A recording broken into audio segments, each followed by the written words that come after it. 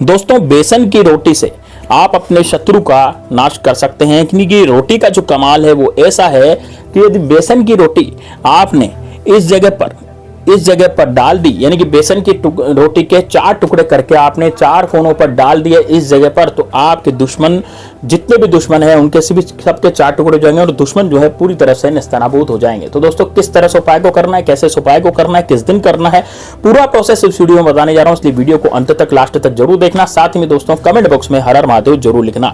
तो दोस्तों देखिए, यदि भगवान श्री राम के सच्चे सेवक है तो जय श्री राम, जय बागेश्वर धाम सरकार भी आप लिख सकते हैं। वीडियो को लाइक करें, ज्यादा से ज्यादा शेयर करें और कमेंट बॉक्स में हर हर महादेव लिखते चलें।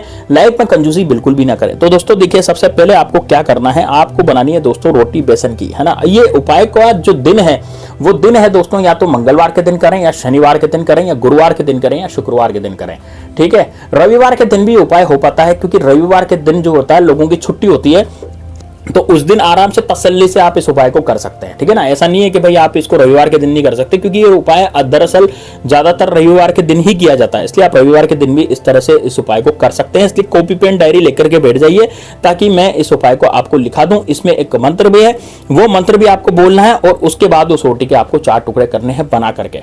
आपके घर की पनौती उतर जाएगी, कोई भी दुश्मन यदि आपको परेशान कर रहा होगा वो तो दुश्मन भी खत्म होगा। साथ ही में यदि कोई ऐसा शत्रु है जो गुप्त रूप से आपको परेशान कर रहा है, गुप्त रूप से आपको खत्म कर देना चाहता है, तो वो शत्रु भी पूरी तरह से खत्म हो जाएगा। दोस्तों आप 2 घंटे के भीतर इसका असर देखेंगे, क्योंकि ये इतना चमत्कारिक उपाय है कि आप जैसे यदि इस उपाय को करते हैं तो केवल 2 घंटे बीतते हैं और 2 घंटे बीतने के बाद ही आपके शत्रु नेस्तनाबूद हो जाते हैं। तो किस तरह से उपाय को करना है ध्यान से सुनिएगा। तो आपको बनानी है दोस्तों एक बेसन की रोटी। एक बेसन की रोटी बना करके सबसे पहले तो बेसन की रोटी बनाए, आटा थोड़ा उसमें मिला दें, बेसन और आटे की मिला करके रोटी बनाए। छोटी सी एक रोटी बनाए, ज्यादा बड़ी रोटी नहीं बनानी, छोटी सी रोटी बनानी है, भले मोटी बने कोई बात नहीं, उसको एक तरफ से सेकना है, ठीक है। मैंने आपको दिन बता ही दिया भाई आप किस दिन करेंगे, है ना। मैं आपको तरीका बता रहा हूं। इसमें कौन से शत्रु का नाश होगा, इसमें एक तो आपके गुप्त शत्रु जो पीठ पीछे वार करते हैं, जो जबरदस्ती आपको परेशान करना चाहते हैं, जबरदस्ती आपको गिरफ्त में लेकर के बैठे हैं, ऐसे शत्रु का नाश होगा। और इसमें ऐसे शत्रु का नाश होगा जो सामने से वार करने वाले हैं। जैसे मान लीजिए आपका कोई पड़ोसी है, वो आपको जबरदस्ती परेशान करता है, जबरदस्ती आपको मार गिराना चाहता है, जबरदस्ती आपकी जिंदगी जो है बर्बाद कर देना चाहता है, या कोई ऐसा व्यक्ति है जो जबरदस्ती आपको पूरी तरह से खत्म कर देना चाहता है, या फिर कोई ऐसा व्यक्ति जो आपकी प्रॉपर्टी के लालच में आपको मार गिराना चाहता है ना। क्योंकि शत्रु में क्या है, लालच भी होता है, लोभ भी होता है। उसको लगता है कि यार इसके 5-7 प्लाट हैं तो एक प्लाट पे मैं कब्जा कर लूं, तो इस तरीके से वो सोचता है। या फिर ऐसे सोचता है कि आपकी महिलाओं पर बुरी नजर डालता हो, कोई व्यक्ति हो, ऐसा शत्रु हो जो जबरदस्ती आपसे गाली गलौज करता हो, आपकी महिलाओं पर बुरी नजर डालता हो, उसकी गंदी नजर हो।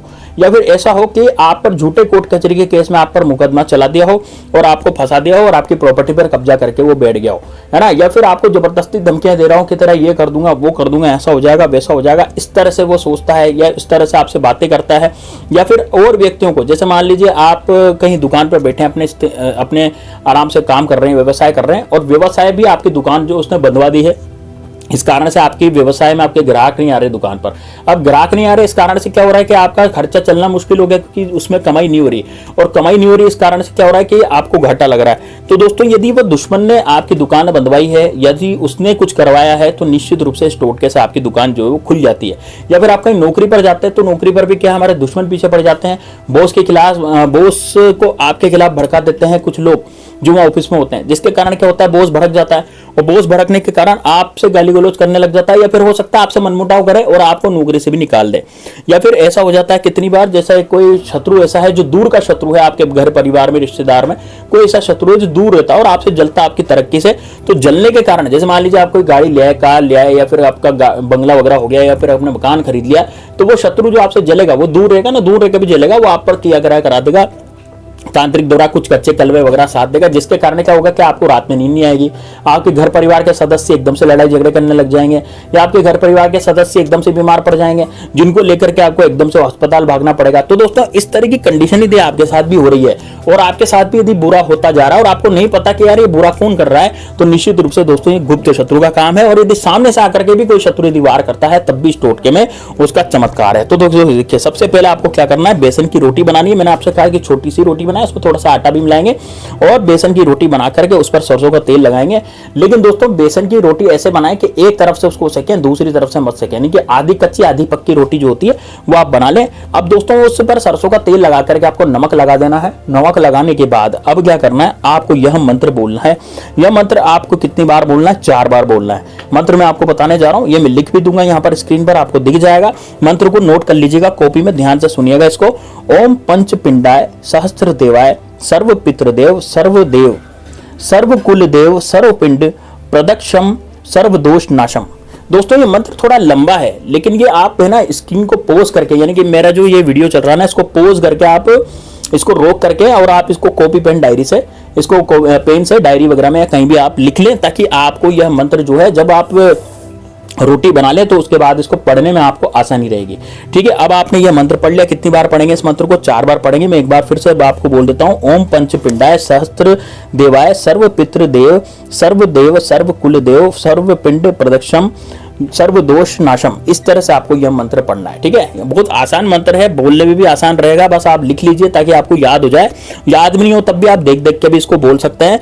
अब इसके क्या करना है, रोटी के आपको 4 टुकड़े करने हैं। ठीक है ना, आपको क्या करना है, रोटी के आपको 4 टुकड़े करने हैं। 4 टुकड़े करके ये मंत्र आपने पढ़ लिया है ना। मंत्र पढ़ने के बाद इस रोटी के आपको 4 टुकड़े करने हैं।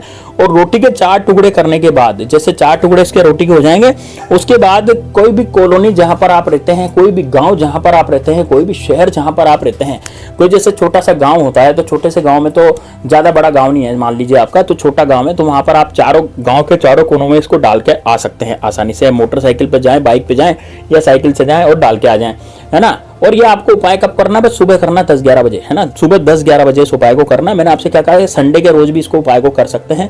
लेकिन दोस्तों इस उपाय को कर लिया तो 2 घंटे के अंदर अंदर आपके जो शत्रु हैं वो पूरी तरह से निस्तेनाबूद हो जाते हैं।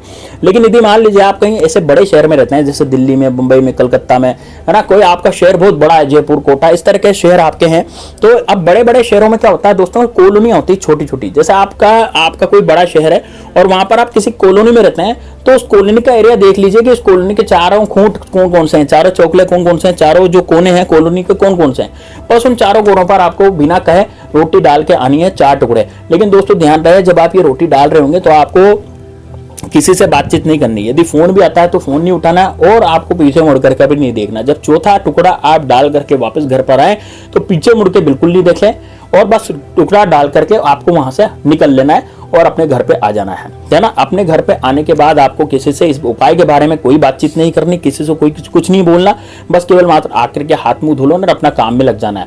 बस आपको इतना करना है दोस्तों। बहुत ही आसान उपाय है, बहुत ही सरल उपाय है, लेकिन दोस्तों उपाय इतना जबरदस्त है। और इस उपाय को ऐसा नहीं कि आपने एक दिन कर लिया, ऐसा नहीं है। जैसे मान लीजिए एक दिन आपको बहुत अच्छी शांति मिली, आपके दुश्मन सब खत्म हो गए, शांत हो गए, तो दोबारा इस उपाय को कर लें। ऐसा नहीं है कि आपको 1 महीने में एक ही बार यही उपाय करना है, ऐसा नहीं है। आप दोबारा भी इसको कर सकते हैं। जैसे मैंने आपको बताया ना दिन कौन कौन से हैं, मंगलवार शनिवार तो है ही, आप मंगलवार शनिवार को तो उपाय कर ही सकते हैं और आप इस उपाय को शुक्रवार गुरुवार के दिन भी कर सकते हैं। ठीक है ना, तो ऐसा नहीं है भाई कि या रविवार के दिन भी कर सकते हैं। तो ऐसा नहीं है कि उपाय आप केवल एक ही बार करके बैठ गए। यदि एक बार करने पर आपको आराम मिलता है तो दोबारा कर लीजिए, तिबारा कर लीजिए। इस उपाय में कोई ऐसा नहीं है कि भाई उसको नहीं कर सकते, इसलिए मैंने आपको लिखवाया भी था। इसका मंत्र बहुत ही जबरदस्त मंत्र है।